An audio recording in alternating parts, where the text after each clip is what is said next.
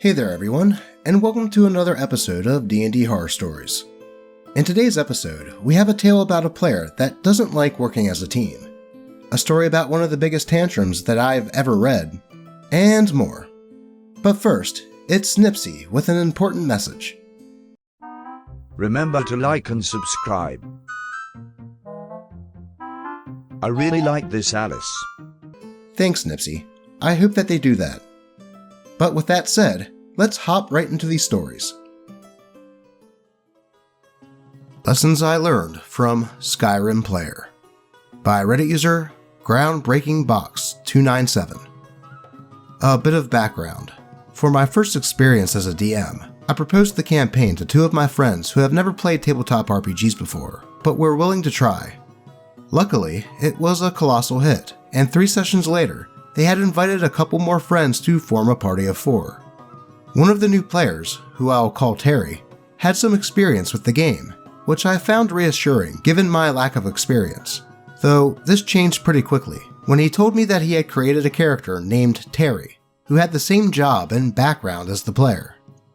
Despite the concerns from myself and other players that Terry was treating our fantasy setting as a meme, I told the group that there was no right way to play D&D, and we shouldn't jump to the conclusion that he wasn't a good fit for our group. I was wrong. 2 sessions later, he inexplicably separates himself from the group to investigate a shady NPC on his own.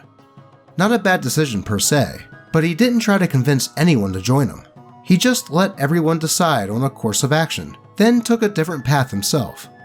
I managed to switch between his story and the main parties pretty successfully, but then the BBEG shows up at Terry's location. I introduced the BBEG in a menacing way, explaining how she intimidates the crap out of the NPC and orders half a dozen men at her command to raid his house. Being a level 1 character, I fully expect Terry to run away and tell the group what he saw, but instead, he lies in wait and attacks when he is found, even after I tell him out of game, "Your actions sound sacrificial." He still sticks around to fight, and dies. To be fair, he took it well and accepted the consequences. This was actually a good thing at first, because it demonstrated to the rest of the group that actions have meaning and PC death was possible.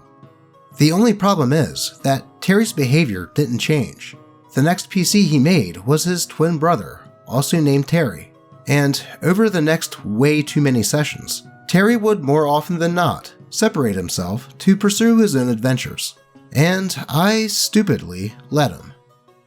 After a while, since the stick wasn't working, I thought I would try the carrot. I constructed an entire arc specifically for his character.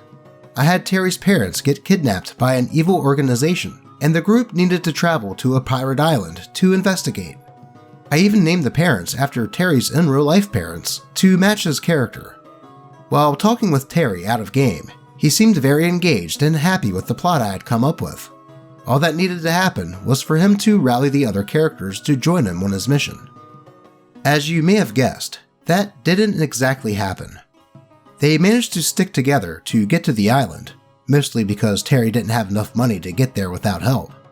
However, once they arrived and discovered the location of his parents, in the fireplane, Terry literally messaged me mid-combat to say that he was sneaking away from the party to steal a ship and sail away alone.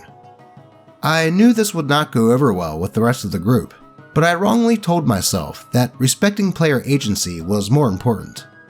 As soon as I started to describe Terry slipping away, another player, who I will call Joel, blew up. Joel loudly berated Terry's actions as a player and called out his entire history of adverse behavior. Other players chimed in more calmly, explaining that it was difficult trying to roleplay with someone that didn't care to share the experience as a group. What did I do during all of this? I sat there silently, wishing I had confronted Terry about this sooner, instead of enabling him and pretending everything was fine. It was honestly chilling to hear how passionate my friends were in praising the game. I had radically underestimated how much it meant to them, as well as the degree that Terry had been souring their experience. After the session, Joel messaged me to apologize for his outburst, and seeing the situation in this new light, I apologized to him for letting the problem fester for so long. Then I had a private conversation with Terry. I know how satisfying it would be to read about how I kicked him from the group for playing D&D as if it were Skyrim, but that's not what happened. Our group of players was comprised of friends, and I wasn't willing to sever relationships over a game. We discussed what had been off-putting about his behavior, and he acknowledged his faults, claiming that he was trying to be a playful antagonist to the group. I don't fully believe this claim, but I could see that he genuinely felt sorry for the trouble he caused, and was at least willing to try to change. Everyone made amends, and we played for several more sessions, before Terry started flaking and not showing up to the game. After a point, we silently parted ways, and new rules were established to handle player conflicts, following the lessons that we learned. And the rest of us continued to present day, where we just celebrated our campaign's 2-year anniversary, and we're still going strong. Finally a good example of why communication is so important in tabletop RPGs like D&D. While yes, OP shouldn't have let Terry get to that point of ruining the game for everyone else. But after it all came to a head, OP did the right thing in talking to Terry about how he was playing the game, and it sounds like he did get better for a bit before just leading on his own. Glad to hear that OP and the other players are still at it. On to the next. No one can make me let you back into my apartment, you weirdo. By Reddit user, backing away slowly now. I have not played many games, but despite that, I still have a couple of stories. So, one time, back in the late 2000s, a friend of mine asked if they could use my apartment for a meeting of our college's D&D group. I agree, because I wanted to get into tabletop games, and this seemed like a great way to meet a bunch of people who were already into it. They asked me because my apartment was not only super close to the college, but it was located above a restaurant and had a huge living room, so it was perfect. Bit of an important side note, the college had recently moved dorm buildings around, and when they realized they had messed up the numbers, rented out various properties and businesses around the city. They were still apartments, but the college paid for the whole building, or particular floors, and those were considered college property, and thus run via RAs. Obviously, this did not apply to every building around the college, and it didn't apply to my apartment that I rented before all this happened. Everybody gets there, they all know each other, and everyone settles down for a fun one-shot. So, this guy who is sitting next to me, that we will name Tantrum, leans over and hands me this post-it note that basically says that I need to help him kill off the character of this one girl who was seated as far away from Tantrum as possible, while still being in the circle. I tell him no, I don't know him, I don't know what's going on, but I do not want to be part of it. Full stop. Tantrum starts living up to his name and tries to get all aggressive with me about it, with his grumbly whiny voice, about how I will do this or else. Now, people are starting to look at us. I tell him no again, and that he needs to knock it off. He says he can do whatever he wants, because this is his friend's house. I tell him I've never met him before, that this is my apartment, and if he doesn't knock it off, he's going to get kicked out. He then stands up and gets in my face, calling me a liar. My friend, who was the DM, stands up and asks what the hell is going on with him. I tell him what happened, and Tantrum tries to talk over me and demands I be kicked out of my own apartment. The DM is like, dude, this is their apartment, and I told you that before we got here. I also told you to knock it off with trying to kill off that one girl's character. He says he can do what he wants, and that DM has to make my character help him. The DM is like, hey, do you want him to go? And I'm like, yeah, Tantrum needs to leave. DM says okay, grab your things and go, man. Tantrum proceeds to grab a bunch of D&D books and start heading for the door before spinning around and chucking them one by one at my head in rapid succession as they go into a full-on tantrum. The first one was a great shot, caught me right in the forehead with the corner before I could react, and a second one whacked me on top of my head as I bent over in pain. A bunch of people stand up, grab Tantrum, and pull them out of my apartment, down the stairs, and out the front door, where he proceeds to freak out even more and demand his things. One person comes to get them, apologizing for Tantrum, and scuttles back downstairs. While everyone is asking if I'm okay, we all hear Tantrum losing it outside for a while, before finally leaving. The mood is now 100% destroyed, and everyone decides to quit for the day and just go home. They all thank me for having them over and leave politely. This should be the end of the story, right? Nope. Like half an hour later, I hear banging on the door to my stairwell and see Tantrum standing there with some other guy, and they want me to come downstairs. Tantrum looks gleeful, and the other guy looks mad, and also kind of tired.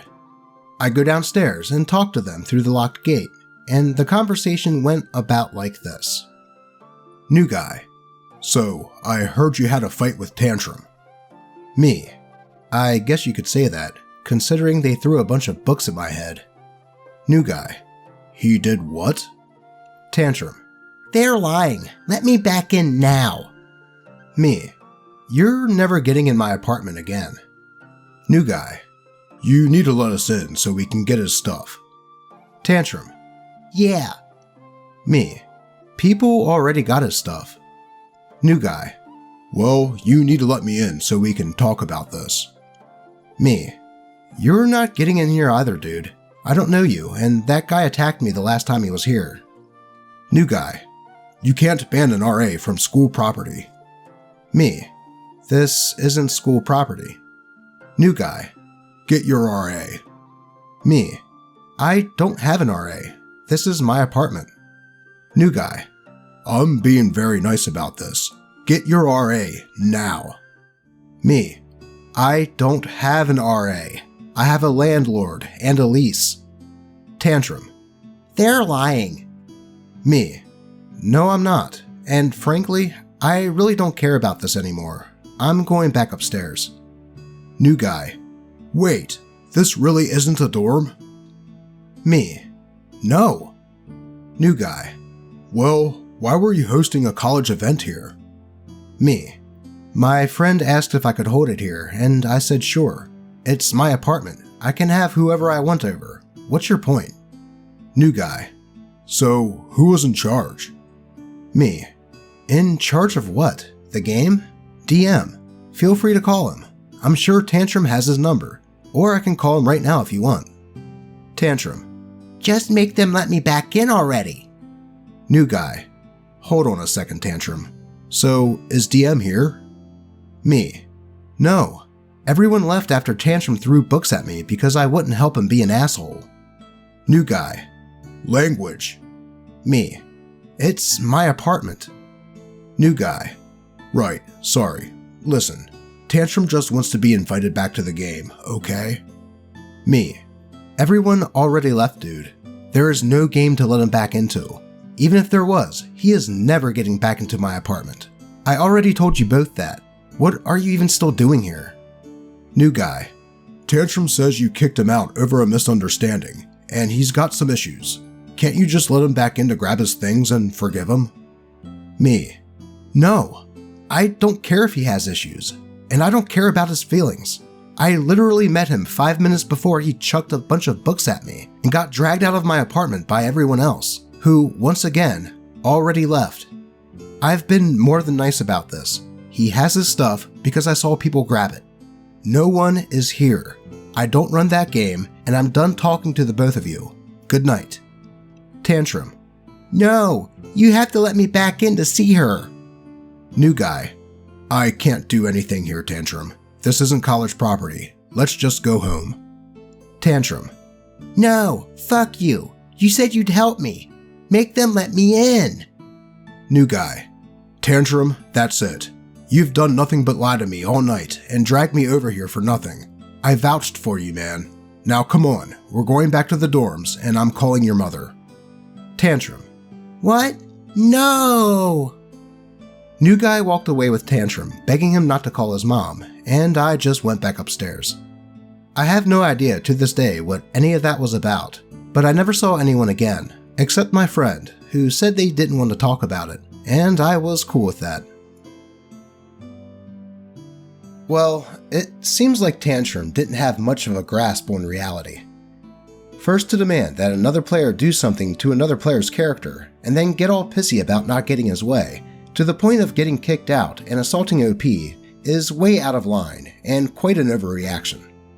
Tantrum should have just been glad that OP didn't call the cops at that point.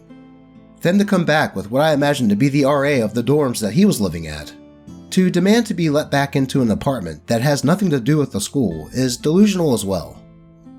But after all of the conversation between New Guy and OP, Tantrum ended up letting slip the main reason he wanted back in, and it was because he thought that the one girl was still in there. Which is super creepy. It gives me the feeling that Tantrum had some sort of obsession with this girl. She probably turned down some advances that Tantrum had previously attempted, and in his mind, wanted to get back at her by killing her character in a game of D&D, and thought that a complete stranger would help with this endeavor. Hopefully, that girl is alright, and I would give good odds that a restraining order was eventually implemented. And before we get into the final story of the day, I would ask that if you're enjoying the video, that you please give it a like, as it does a lot to help to get the algorithm dragon to share the video and the channel to new people. And to help persuade you further, here is Lucky, the like and comment kitty.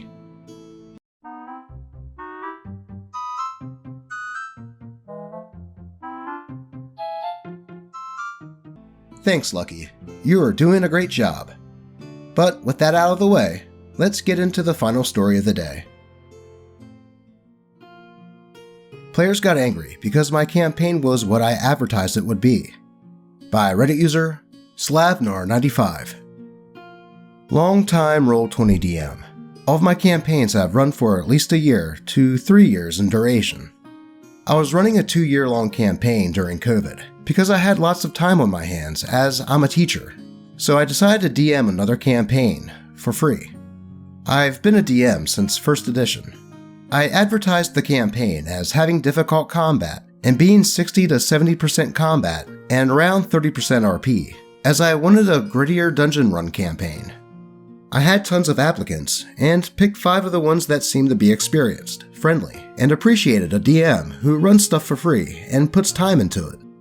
I use 5e rules as written for the most part, but have created my own campaign setting that I've been working on for 5 years.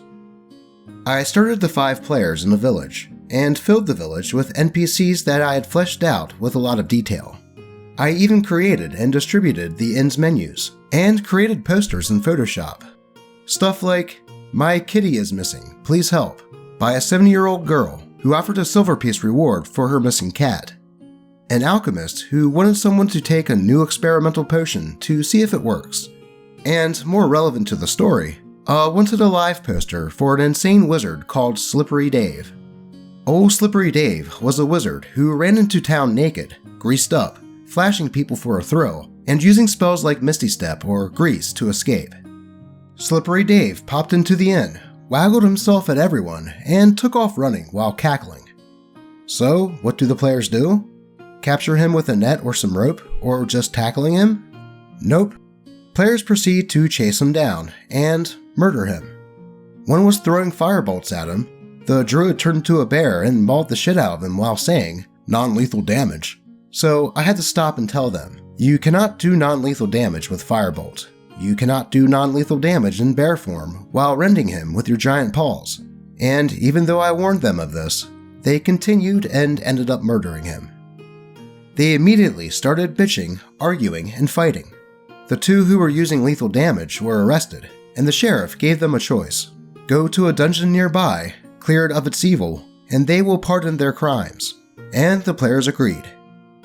The players entered a dungeon that was full of Duergar, occupying former dwarven ruins. Do the players go stealthy? Try to take them out one room at a time? Come up with a plan? Nope. They ran in, guns blazing, blasting away with loud spells like Shatter and Thunderstep. So, of course, they start pulling Duergar from rooms because they heard the noise of combat. So instead of one encounter at a time, they were pulling 2 or 3 groups. It's not a video game. Those creatures are not going to just sit in their room and wait to be murdered. Duergar are intelligent, crafty, and well-trained warriors. Then they started bitching about how hard the combat was in the dungeon. I kept warning them about the noise, and they just kept making noise, drawing more and more Duergar until they had to flee. And as the players kept bitching that the fights were too hard, I responded that it was because of the tactics, or lack thereof, that they were using. They complained and bitched and moaned about having so much combat. I pointed out that I advertised the game as combat intensive with heavy dungeon crawling. They started attacking me, with several of them threatening to leave because 1. The combat was too hard, 2. There was too much combat, and 3. The dungeon was too long.